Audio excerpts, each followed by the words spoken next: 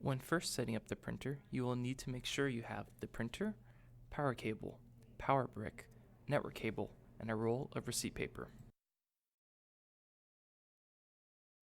To insert the roll of paper, push up on the gray lever on the right-hand side. Insert the roll with the paper curving towards the back of the printer. Insert the network cable into the port labeled 10/100 base TX on the back of the printer. Insert the power cable into the power brick.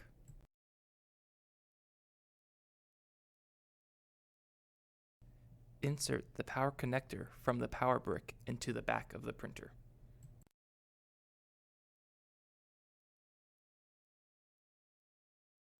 To connect a cache tray to your printer, plug the supplied cable into the cache tray and plug the other end of the cable into the port on the back of the printer labeled DK.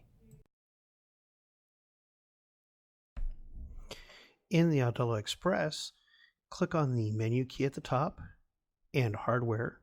The system will automatically search for connected hardware on your network.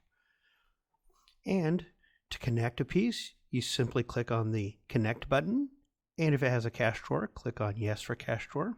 You can even click the Test button to make a test print at your device, and you're completed.